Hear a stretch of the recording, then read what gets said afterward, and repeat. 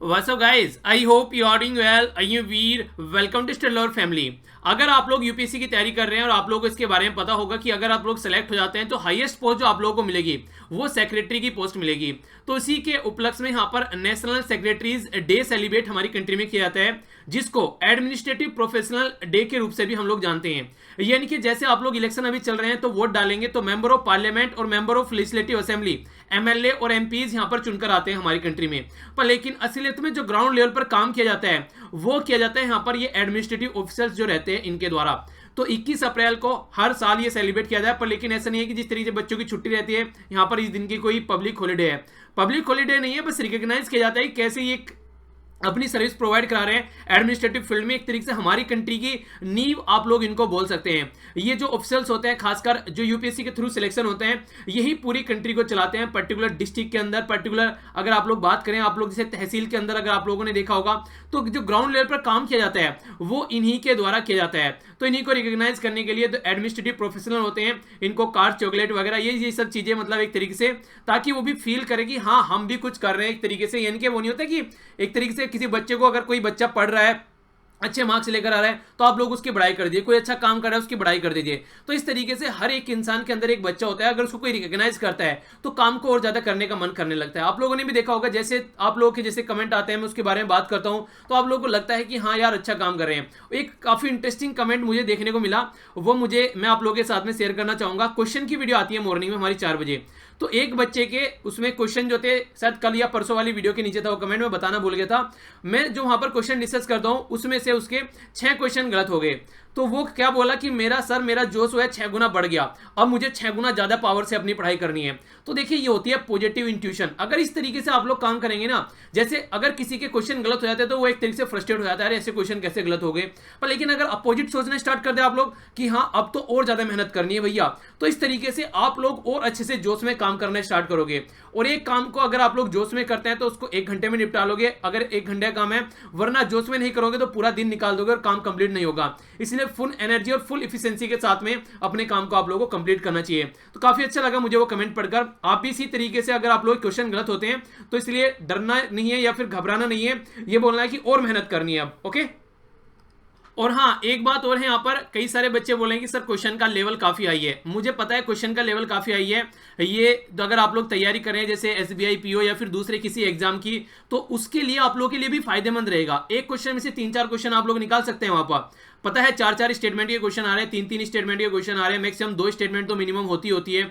तो रीजन यही है ताकि आप लोगों का पूरा एक टॉपिक टाइप में कवर हो जाए वहां पर. ठीक है, तो डिटेल में प्रैक्टिस हो जाएगी आप लोगों की, किसी भी एग्जाम के लिए फायदा पहुंचाएंगे, क्योंकि मैक्सिमम करंट अफेयर क्वेश्चन है और हर एक एग्जाम में वो पूछे जाते हैं. तो इसलिए प्रैक्टिस कीजिए, डरना नहीं है. और ज्यादा नॉलेज आप लोगों को मिल रही है तो ज्यादा नॉलेज में थोड़ी ना कोई दिक्कत है, कम मिले तो समझ में आता है. तो वहां तो डिटेल में एक्सप्लेनेशन आप लोगों को मिल रहा है, तो इसलिए परेशानी नहीं है. ठीक है, तो अच्छे से डिस्कस, अच्छे से रिवीजन कीजिए आप लोग उसको. आइए अब नजर डालते हैं आज के क्विज के ऊपर, जो कि आप लोगों को अटेम्प्ट करना है. इसके बाद में इसका स्कोर मैं आप लोगों को बताऊं, इसका जो आंसर आप लोगों को बताऊंगा, अपना स्कोर कमेंट बॉक्स में आप लोगों को लिखना है. ऑल इंडिया टेनिस एसोसिएशन का हमारी कंट्री जो है उसके साथ में अभी एमओयू साइन किया गया था किसी कंट्री के साथ में.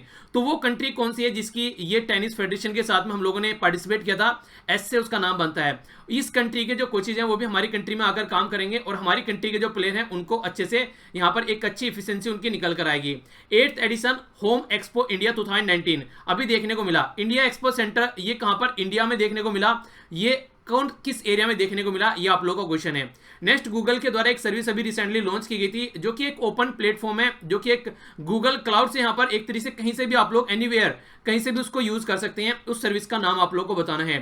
डीआरडीओ के द्वारा, defence research and development organisation के द्वारा सक्सेसफुली अभी टेस्ट फायर किया गया हमारी कंट्री के द्वारा डेवलप, यानी कि indigenously develop long range subsonic ये क्रूज मिसाइल है जिसका नाम था निर्भया. तो कहां से टेस्ट फायर इसको किया गया, कहां से इसको टेस्ट किया गया. 2 स्कीम है एक राज्य की, जिनका मैंने आप लोगों को नाम भी बताया था. एक तो स्कीम है यहाँ पर स्किल डेवलपमेंट से रिलेटेड, और दूसरी स्कीम है यहाँ पर बाइसिकल डिस्ट्रीब्यूशन से रिलेटेड, जो कि बच्चों को बाइसिकल डिस्ट्रीब्यूट किया जाता है.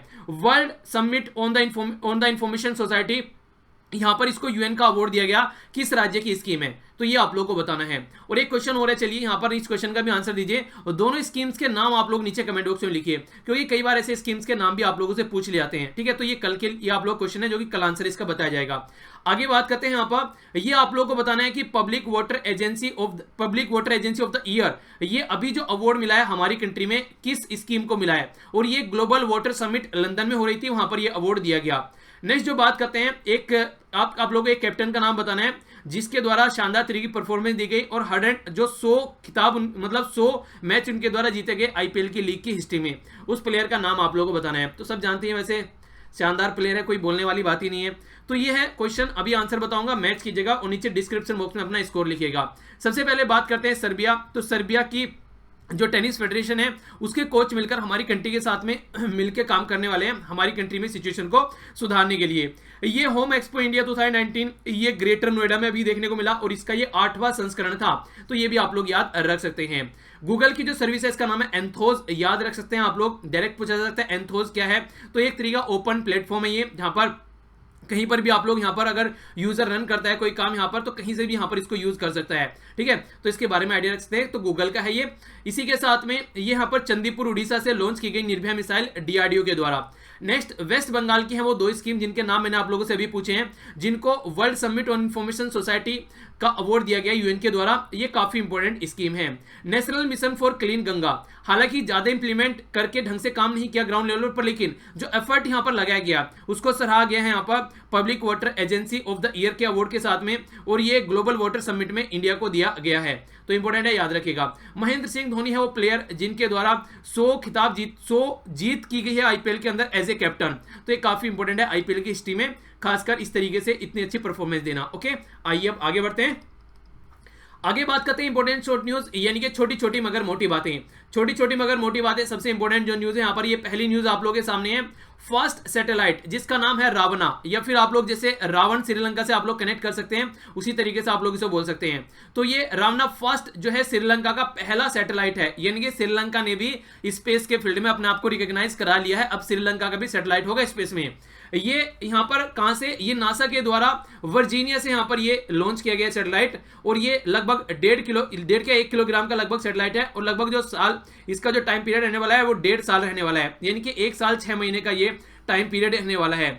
ये क्या करेगा, ये यहाँ पर एक तरीके से सर्विस प्रोवाइड कराएगा, इमेजेस वगैरह खासकर कैप्चर करेगा श्रीलंका और आसपास की कंट्री, जैसे कि हमारी कंट्री हो गया, तो इसकी ये इमेजेस प्रोवाइड कराएगा। श्रीलंका की एंट्री होगी यहाँ पर स्पेस में, अब तक इसका कोई सैटेलाइट नहीं था। इसी के साथ में यहाँ पर ये आप लोगों से पूछा जा सकता है किसके द्वारा यहाँ पर ये डेवलप किया गया, तो यह क्यूएसओ इंस्टीट्यूट, ये जापान का इंस्टीट्यूट है जिसके द्वारा यहाँ पर ये डेवलप किया गया, यानी कि जापान के इंस्टीट्यूट में श्रीलंका के 2 रिसर्चर इंजीनियर के द्वारा डेवलप किया गया, और ये एक प्रोग्राम चल रहा है। अभी हम लोग आगे चल के एक और डिस्कस करेंगे, ये प्रोग्राम चल रहे हैं यहाँ पर कि उस कंट्री में जिसमें कभी कोई सैटेलाइट नहीं लॉन्च किया गया, उस कंट्री को भी स्पेस में दर्ज कराना, यानी कि उस कंट्री का भी सैटेलाइट स्पेस में हो, उसको रिकॉग्नाइज कराने के लिए यहाँ पर ये एक मिशन चला रखा है। मिशन के बारे में अभी आगे डिस्कस करेंगे। ओके, नेक्स्ट बात करते हैं यहाँ पर, यह है टेलीकॉम सर्विसेज के बारे में। टाटा टेली सर्विस, जो कि आप लोगों ने पहले सुना होगा, टाटा के छोटे छोटे से फोन आया करते थे, ठीक है, जिनमें सिम नहीं डलता था, शायद आप लोगों को याद भी होगा, तो वो अभी यहाँ पर काफी एक तरीके से लुप्त हो चुके हैं, यानी कि आप लोग बोल सकते हैं कि ये धरती पर से विलुप्त हो चुके हैं। फिर से इनको रिवाइव करने के लिए ये भारतीय एयरटेल के साथ में, यानी कि जो एयरटेल सर्विस आप लोग यूज करते हैं उसके साथ में यहाँ पर काम करना स्टार्ट कर दिया है।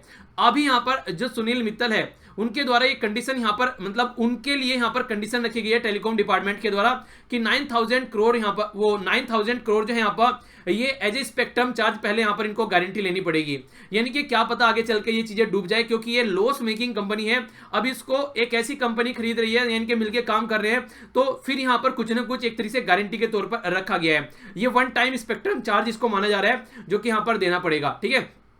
तो टाटा ग्रुप जो है यहाँ पर, अब यहाँ पर लॉस मेकिंग जो कंपनी है, देखते हैं उसको कैसे यहाँ पर, वो टाटा ग्रुप का जो यहाँ पर ये लॉस मेकिंग कंपनी है, अब देखते हैं एयरटेल उसको कैसे यहाँ पर इससे निकाल के लेकर आता है, यानी कि बनिए डूबते को तिनके का सहारा है, तो तिनका बन गया यहाँ पर एयरटेल टाटा के लिए, ऐसा आप लोग समझ सकते हैं। आइए अब आगे चलता हूँ। नेक्स्ट बात की जा रही है यहाँ पर नॉर्थ कोरिया के बारे में। नॉर्थ कोरिया के लीडर कई चीजों की वजह से कई बार न्यूज में रहते हैं। सबसे पहले अभी डोनाल्ड ट्रंप के साथ में समिट की वजह से, जब भी ये कोई मीटिंग करने जाते थे ये हमेशा चाइना से मिलकर जाते थे। पहली बार काफी लंबे समय बाद ये रसिया से, जो जो रशिया में विजिट करने जा रहे हैं, और व्लादिमीर पुतिन जो कि रशिया के प्रेसिडेंट है उनके साथ में मिलेंगे।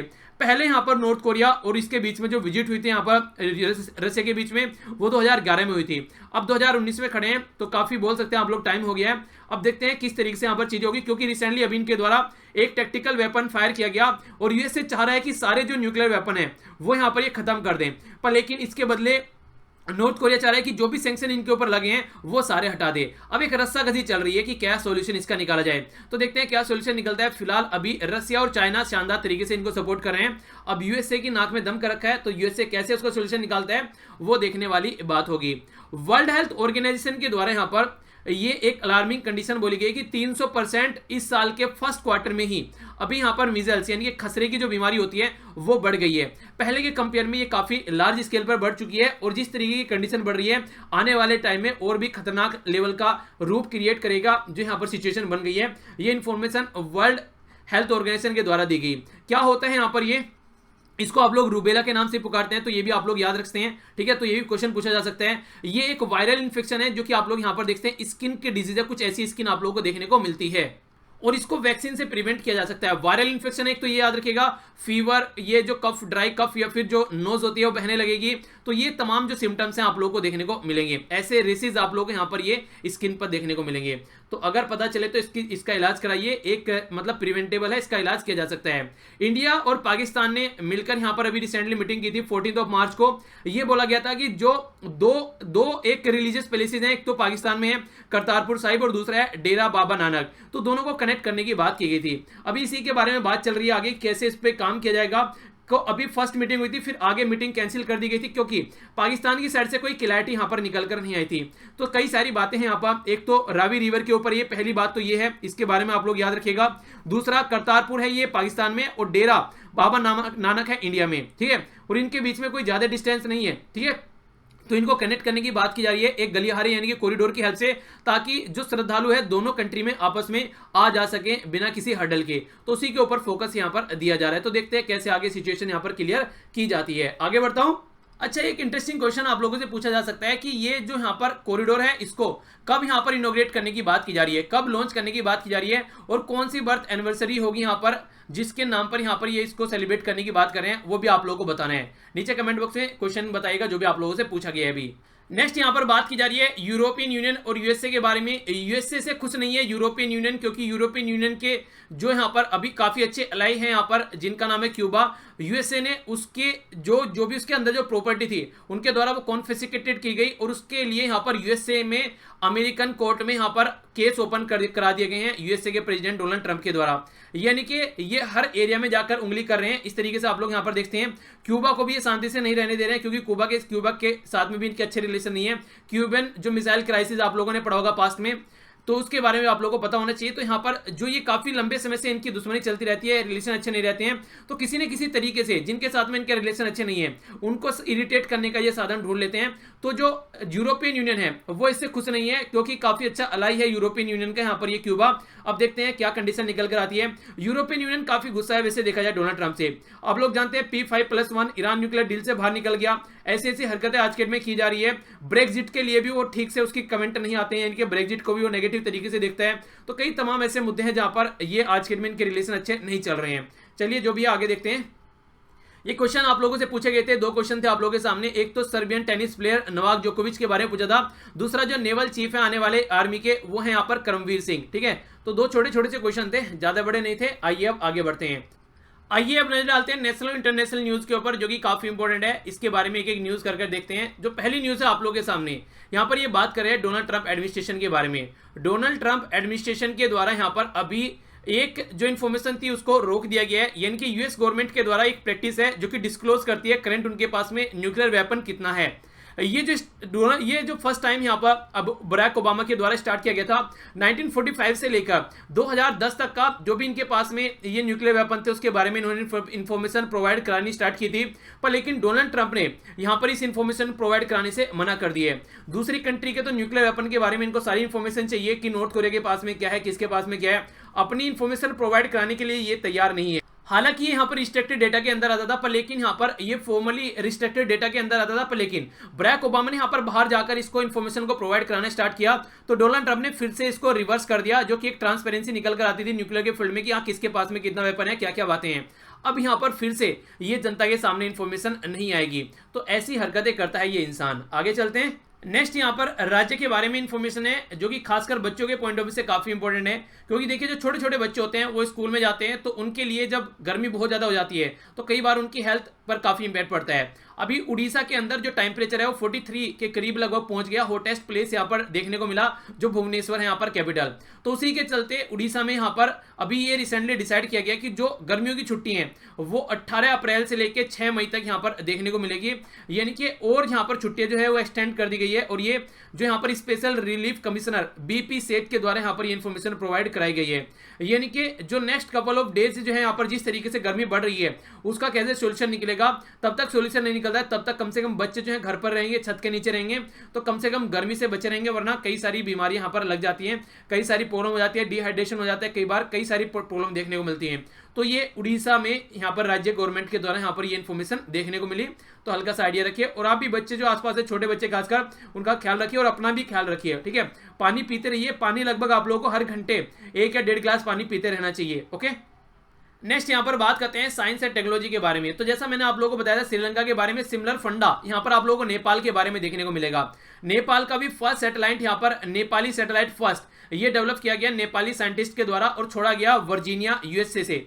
तो इसी के बारे में मैंने आप लोगों से बात की थी। ये एक तरीका बर्ड प्रोजेक्ट है, BIRDS। ये जो प्रोजेक्ट है ये यूएन का प्रोजेक्ट है, ये हेल्प करता है उन कंट्रीज को जिन्होंने अब तक कोई सैटेलाइट लॉन्च नहीं किया है, ताकि वो भी सैटेलाइट लॉन्च कर सकें। तो ये प्रोजेक्ट का नाम याद रखिए, और ये यूएन के एसोसिएशन में यहाँ पर प्रोजेक्ट लॉन्च किया जाता है। तो नेपाल के द्वारा यहाँ पर जो प्रोजेक्ट अभी ये सैटेलाइट लॉन्च किया गया है, ये भी उसी प्रोजेक्ट का यहाँ पर पार्ट है, जो कि फोटोग्राफ लेके यहाँ पर रेगुलर ज्योग्राफिकल इंफॉर्मेशन देगा कंट्री के बारे में।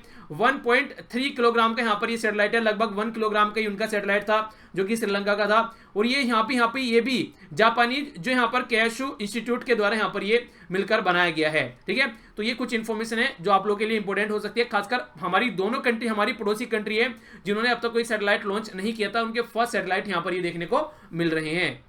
अच्छा, नेपाल के बारे में एक इन्फॉर्मेशन है जो आप लोगों को मुझे बतानी है, आप लोगों को ऑलरेडी डिस्कस कर चुका हूं, वो इन्फॉर्मेशन थोड़ा ध्यान से सुनिएगा क्योंकि इंडिया से भी रिलेटेड है। जो माउंट एवरेस्ट है वो नेपाल के अंदर है, और नेपाल के अंदर जो माउंट एवरेस्ट है फर्स्ट टाइम हमारी कंट्री के द्वारा उसकी हाइट काउंट की गई थी, जो कि 8,848 मीटर के करीब थी। आप लोगों को ये बताना है कि ये हाइट हमारे द्वारा कब काउंट की गई थी, क्योंकि फिर से यहाँ पर 2015 में जब से अर्थक्वेक आया है इसकी हाइट फिर से नेपाल ने चेक करने की बात की है। तो देखते हैं अब यहाँ पर ये बढ़ती है या फिर घटती है, वो इन्फॉर्मेशन आगे जानने को मिलेगी। ये इन्फॉर्मेशन आप लोगों को बतानी है कि हमने कब काउंट की थी वो हाइट। नेक्स्ट यहाँ पर बात करते हैं बैंकिंग और इकोनॉमी के बारे में। बैंकिंग और इकोनॉमी से जो न्यूज़ है यहाँ पर ये बात की जा रही है, ये नीरव मोदी और मेहुल चोकसी जो कि हमारी कंट्री का काफी पैसा लेकर भाग गए हैं। तो अभी यहाँ पर जो इनकी कंपनी है, हीरे जवाहरात की जो कंपनी है इनकी, उसको यहाँ पर लिक्विफाइड किया जाएगा। इन्हें कहने का मतलब यहाँ पर ये है उसका जो पैसा है यहाँ पर एक तरीके से बोली लगाई जाएगी, और कितना पैसा रिकवर करा जाएगा वो देखने वाली यहाँ पर बात होगी। लगभग बोला जा रहा है कि जो रिकवर करने की बात है 12,000 जो करोड़ है वो रिकवर करने की बात की है। हालांकि ये जो है लगभग 14,000 रुपए करोड़ का यहाँ पर पीएनबी को स्कैम देखने को मिला।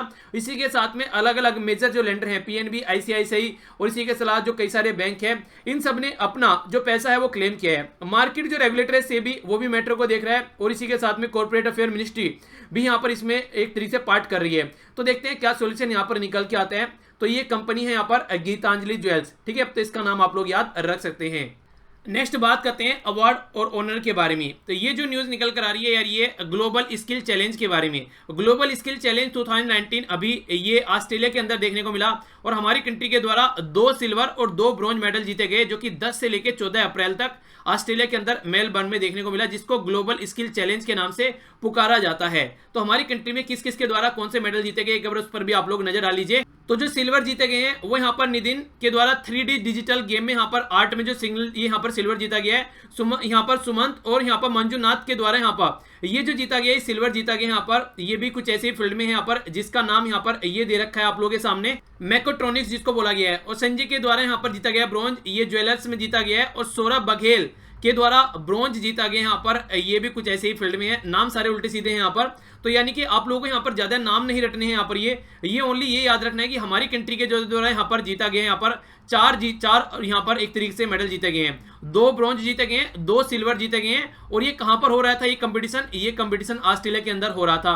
तो ये क्वेश्चन आप लोगों से पूछे जा सकते हैं। ये जो 2019 का कंपटीशन था यहाँ पर, ये एक तरीके से जो विक्टोरिया स्किल कमिश्नर है और वर्ल्ड स्किल जो ऑस्ट्रेलिया है, दोनों के द्वारा मिलकर यहाँ पर ये इस तरह कंपटीशन, और ये बिगेस्ट इंटरनेशनल स्किल कंपटीशन है जो कि आप लोगों को ऑस्ट्रेलिया में देखने को मिला। ठीक है, तो ये तमाम इंफॉर्मेशन आप लोग याद रख सकते हैं। आगे बढ़ता हूं, नेक्स्ट यहाँ पर गेम के बारे में है। इंटरनेशनल हॉकी फेडरेशन के द्वारा पाकिस्तान के ऊपर फाइन लगा दिया गया है, और ये जो फाइन लगाया गया है ये पाकिस्तान हॉकी फेडरेशन के ऊपर लगाया गया है, क्योंकि जो रिक्वेस्ट की गई थी यहाँ पर एक तरीके से इनके द्वारा यहाँ पर प्लेयर को नहीं भेजा गया यहाँ पर, जो टीम थी इनकी प्रो लीग मैच में यहाँ पर, जो कि अर्जेंटीना, ऑस्ट्रेलिया और न्यूजीलैंड में यहाँ पर देखने को मिल रहे थे, और इनके द्वारा न भेजने की वजह से कहीं ना कहीं जो इसके जो रूल और रेगुलेशन थे उसका उल्लंघन किया गया। इसकी वजह से यहाँ पर इसके ऊपर ये फाइन लगा दिया गया है। फाइन है 1 लाख, ये है 76,000 यूरो का फाइन लगाया गया है। पाकिस्तान, हालांकि आप लोग जानते हैं हालत काफी खराब है, और ये बोल रहे हैं कि ये फाइन कुछ कम कर दो, कुछ हटा दो, कुछ ऐसी सी बात चल रही है।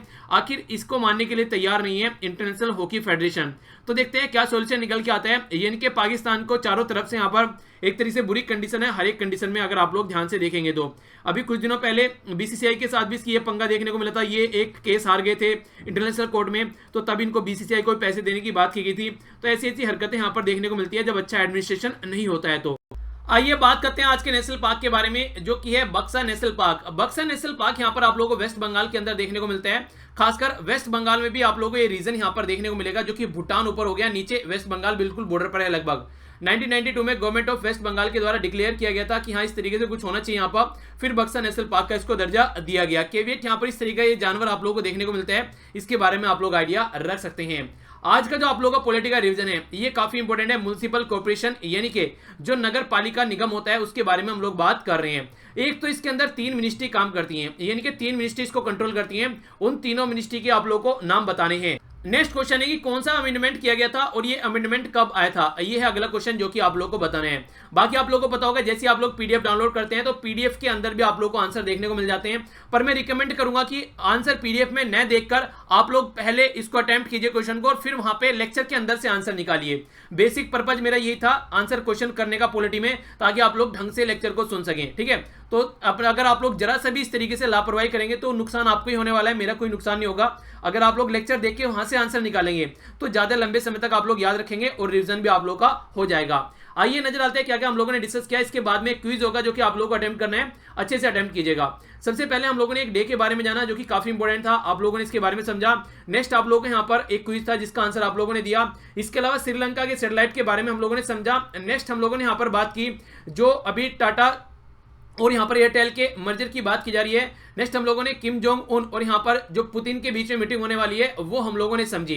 इसी के साथ में यहाँ पर जो बात की जा रही है वर्ल्ड हेल्थ ऑर्गेनाइजेशन के बारे में बात की जा रही है, तो इसके बारे में हल्का सा आइडिया आप लोग रख सकते हैं। अच्छा ये बताइए, ट्यूबरक्लोसिस की जब बात करते हैं, ट्यूबरक्लोसिस को एंड करने का टारगेट क्या है, वर्ल्ड का भी और हमारी कंट्री का भी, नीचे कमेंट बॉक्स में ये बताइए आप लोग। इसी के साथ में अगर बात करें यहाँ पर ये बात की जा रही है करतारपुर कॉरिडोर इंडिया और पाकिस्तान के बीच में। नेक्स्ट यहाँ पर यूरोपियन यूनियन, यूएसए और क्यूबा के रिलेशन के बारे में बात की। क्वेश्चन के आंसर शानदार तरीके से आप लोगों के द्वारा दिए जा रहे हैं, डिटेल में आंसर दिया कीजिए जितना ज्यादा आप लोगों से हो सकता है। डोनाल्ड ट्रंप एडमिनिस्ट्रेशन की नई कुख्यात एक यहाँ से चीजें निकल कर आई जिसमें उन्होंने बोला है कि वो जो न्यूक्लियर वेपन है उसके बारे में इंफॉर्मेशन रिवील नहीं करेंगे। नेक्स्ट समर वेकेशन की बात की जा रही है उड़ीसा के अंदर, वो हम लोगों ने समझा।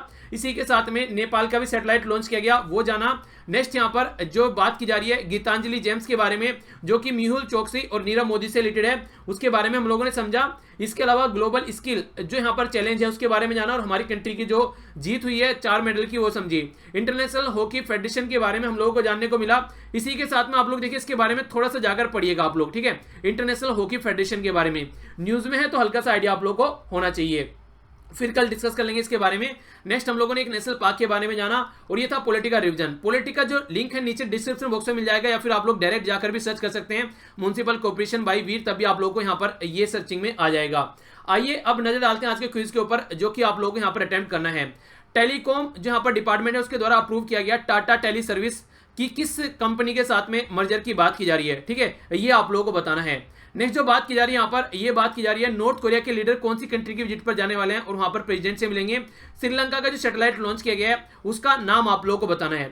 इसी के साथ में एक बीमारी है जिसका नाम है मेजल्स, खसरा जिसको आप लोग बोलते हैं, 300% तक लगभग इंक्रीमेंट देखने को मिला। ये इन्फॉर्मेशन किसके द्वारा दी गई है? ब्रैक ओबामा एडमिनिस्ट्रेशन के द्वारा 2010 में यहां पर जो भी इनका न्यूक्लियर वेपन है उसका कंप्लीट इंफॉर्मेशन यहां पर रिवील की गई। स्टार्टिंग कहां से की गई थी ये न्यूक्लियर वेपन की, आप लोगों को बताना है। इंटरनेशनल हॉकी फेडरेशन के द्वारा अभी यहां पर कुछ फाइन इंपोज किया गया किसके ऊपर, ये आप लोगों को बताना है। इंडिया की बात की जाए तो यहां पर 2 सिल्वर और 2 ब्रॉन्ज मेडल अभी देखने को मिले ग्लोबल स्किल चैलेंज में। कहां पर हो रहा था ये ग्लोबल स्किल चैलेंज? ये बक्सा नेशनल पार्क कहां पर है, ये आप लोगों को बताना है। ये था टोटल आज का डिस्कशन। आई होप कि आप लोगों को लेक्चर पसंद आएगा। लेक्चर पसंद आता है तो लाइक करना मत भूला कीजिए। इसी के साथ में डिसलाइक करने का भी पूरा हक है अगर पसंद नहीं आता है तो। बाकी क्वेश्चन के आंसर जरूर दिया कीजिए और इसी के साथ में जब टाइम मिले किसी को पढ़ा दीजिए, आपको तो भला होगा ही होगा, सामने वाले का भी भला हो जाएगा। तो मिलता हूं नेक्स्ट लेक्चर में एग्जैक्ट 4 AM, तो उसको भी आप लोग एंजॉय करते रहिए, साथ में प्रैक्टिस करते रहिए। आप लोग की एक अच्छे वाली प्रैक्टिस हो जाएगी अगर साथ में प्रैक्टिस कर आप लोग चलेंगे तो। बर्डन नहीं रखना है कि आज नहीं कल देख लेंगे परसों देख लेंगे, उससे फिर आप लोग भूल जाते हैं और फिर आप लोग उसको अच्छे से प्रैक्टिस नहीं कर पाते हैं, ठीक है। और बर्डन ही बनता है, कभी भी पोस्टपोन मत कीजिए चीजों को। तो ये था आज का डिस्कशन। बड़ों को नमस्ते, छोटों को प्यार, छोटी सी लाइफ एंजॉय करो यार। मिलता हूं नेक्स्ट लेक्चर में, तब तक के लिए जय हिंद।